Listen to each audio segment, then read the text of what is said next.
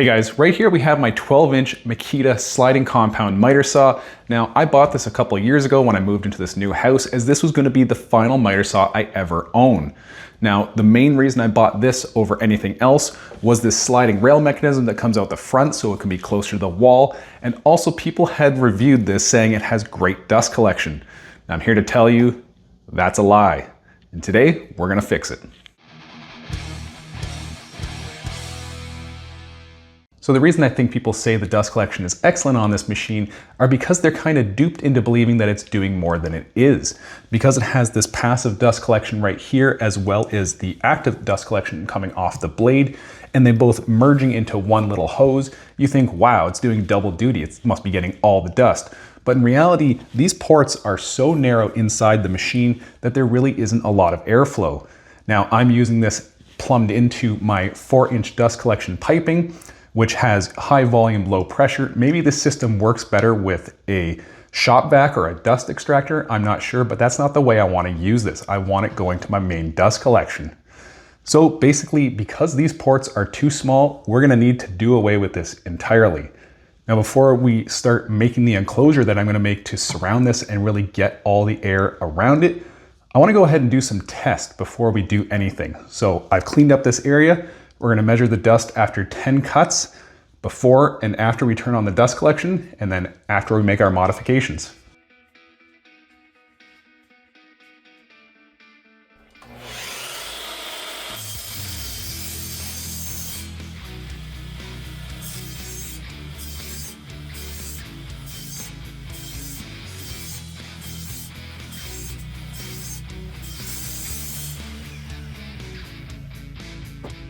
So there's 10 boards cut without any dust collection. I think it's safe to say that all the dust is still here or on the floor. So let's get this cleaned up and go ahead and run the test with the dust collector running with our stock dust collection.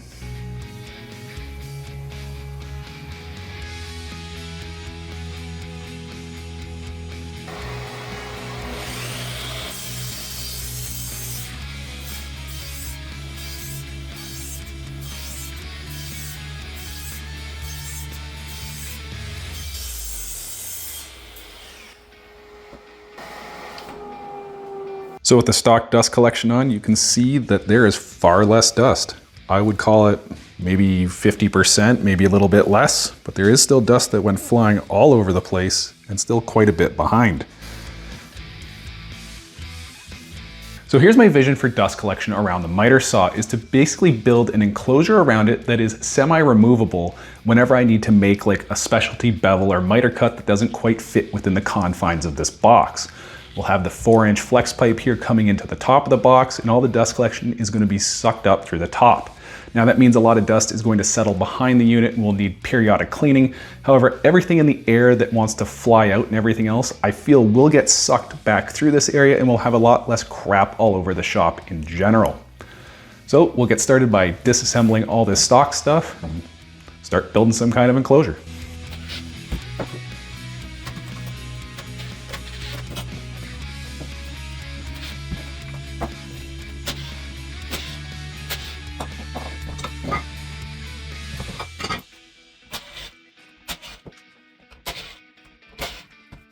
So you saw I just took off that bottom boot. Now at first glance, you'll see there's a decent sized hole over here, maybe 1.5 inches, and then another rectangular one over here that's also a sort of decent size. Now the real problem is when you actually investigate and look inside, this is the tiny hole it's got to fit through. This is about the size of my finger. No wonder that thing doesn't suck. Well, I mean, it sucks, but not enough. With all the extra parts stripped off the miter saw, the next thing I want to do before getting to the actual dust collection surround is building some raised platforms on either side. This is nice to get your work so it's not hanging off of either end, as well as I'm going to put some drawers from storage underneath, and the best part about it is I'm going to be insetting a T-track on top so we can use a stop block system for repeatable cuts. So let's go ahead and get that made, and then we'll start working on our surround.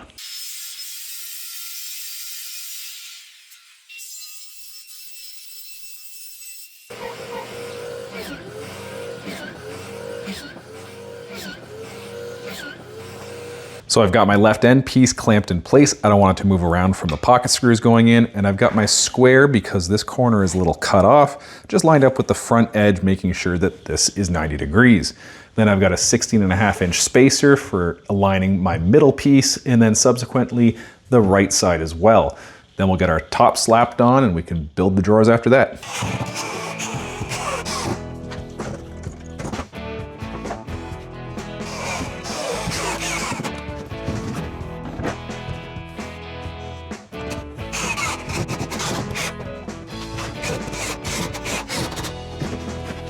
So before I can attach the two top side pieces, I first need to mark out where the miter saw is gonna interfere with each of them in the front and a little bit in the back. As well, I'm gonna cut the dado for our T-track.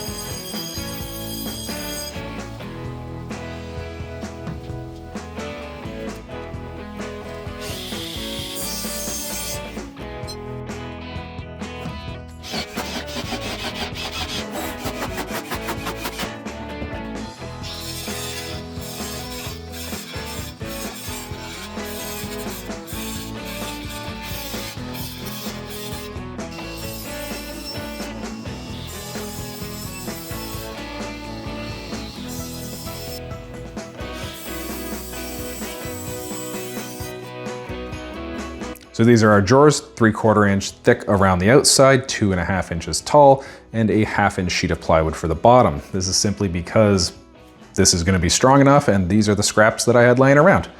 So I'm gonna go ahead and make everything ahead of time with just some brad nails, then I'll come back and add some screws. The bottom will be glued on and brad nailed in place.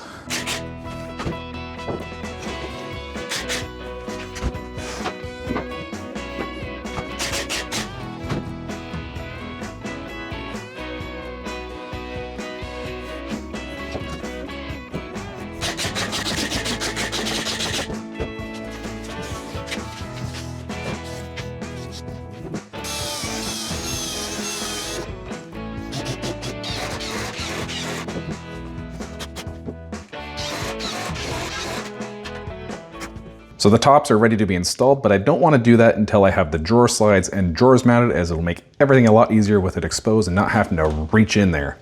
So I've just got this 3/4 inch offset. I'm going to set the drawer slide on top, and then I have marked a 1/4 inch back from the front where we're going to align it and just drive in some screws. Then we'll reinstall this, get our drawer in here.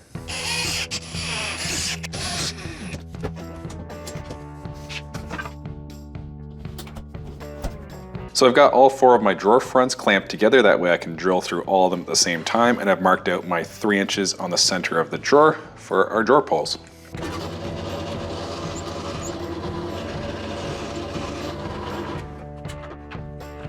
So to install the drawer front, I've got my 1/8 inch shim on the bottom, and then I'm going to just put some hot glue on the sides and then hold this in place. Then we'll come back, drill the holes, and attach our handle.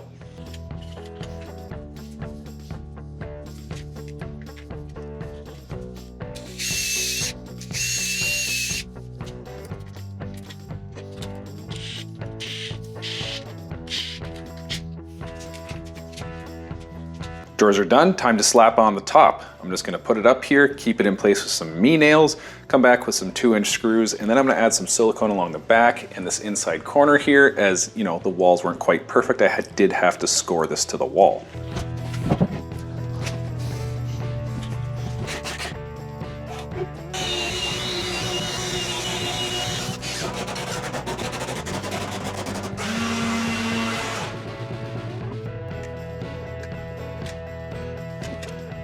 Next, I want to make my stop block. This stop block will work on both sides, and it will also allow me to get pretty close to the blade, as I'm going to have this long stick here, and the T-nut is going to be attached at this end. And since we don't want this to be able to move back and forth, I've got this little runner, which is the perfect width as the T-track, and a little spacer on the bottom. So we'll just slip that in here, slip this block in here. put some glue on top, put some weight on it. This will be glued. Then we'll come back and drill the hole for the T-nut.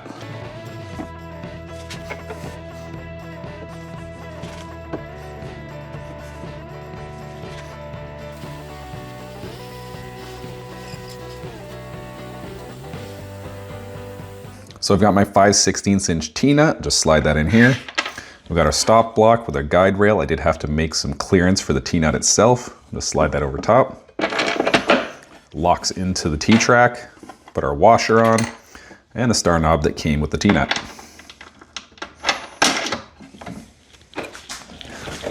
Well, that can't go anywhere. It can extend all the way to there, giving me like, I don't know why you'd ever want to make 1-inch repeatable cuts like that, but now I can. This slides all the way down, and it can even go on the other side. So these are my two upright pieces for the surround. We got the right side and the left side. Now I'm going to be cutting a big angle off the front side of both of these at the top. So I need to mark out 8 inches at the top and then 5 5/8 for the fence. So we're going to be cutting like that, and that's going to allow our shroud to go on the front on an angle and really maximize the surround we have of the saw, because it has that funny shape with the motor in the back, and just trust me, this will be for the best. Well, I can't think of a better place to cut this than the miter saw.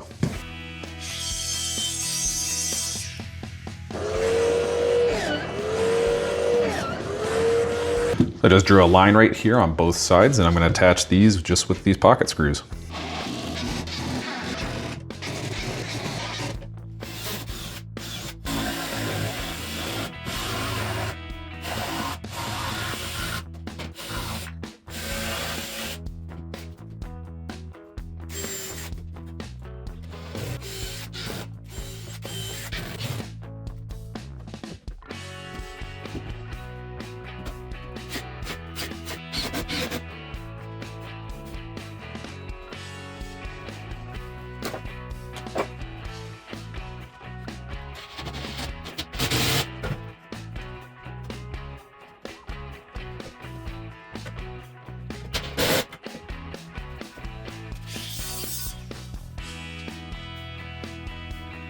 So I made up these two little pieces to make up the gap right here. It's just got a pocket screw on the bottom and a bevel to match this angle, and we'll just brad nail and screw it in place.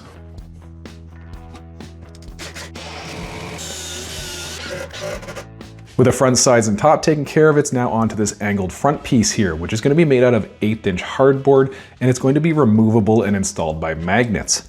Now you see I've got some cardboard pieces here, which are going to match around the back side of the saw, and they're only going to match in the 90-degree position. Anytime I'm going to need to make miters, it's going to be way too wide of an opening, too complex. I'll just take that off, set it aside while I make those miter cuts. After all, 95% of my cuts are 90-degree straight cuts, so this will allow maximum performance from the dust collection with a very narrow opening. That being said, I'm going to take these pieces, now transfer them onto the hardboard, cut it out, and we'll just kind of fit it as needed, marking where we need to make little cuts and adjustments. And then after that, it's pretty much on to testing.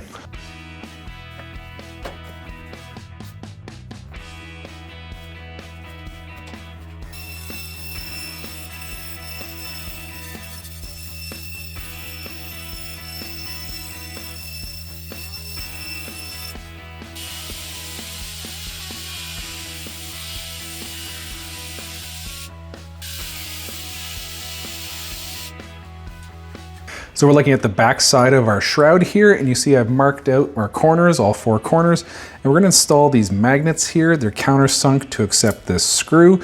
Then I've just got a little nut for the back side that's gonna be poking out on the front. So our magnet will be on this side of it. And the way these magnets are gonna attach to the structure itself is I'm just gonna use these shoulder bolts, drive them in as far as I can so the shoulder's sticking out, and this will just stick right to it, and it shouldn't move around at all.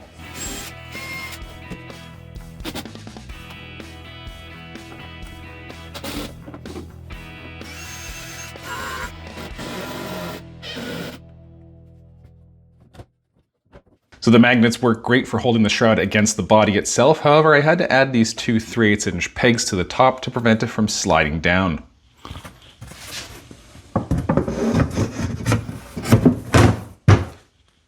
Well, there she is, fully complete. The only thing left to do is cut this 10 more times and see where all the dust goes.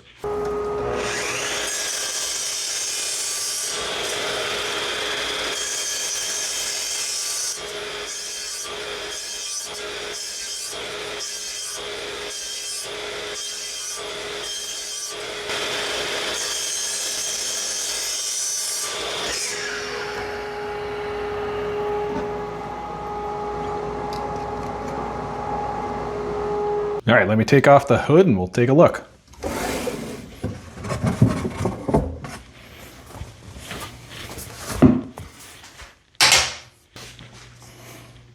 Easy storage. So after our 10 cuts, let's see, we've got a little bit of dust in our T-track right here, minimal on the work surface, a little bit on the saw, and then over here, we've got just a little bit more on the right side wing here. But by and large, the most amount of dust is back here, which is where it's supposed to be. This is what we wanted, to stay back here or to get sucked up through the dust collection. So all in all, I'd say this is a vast improvement and very much worth the effort.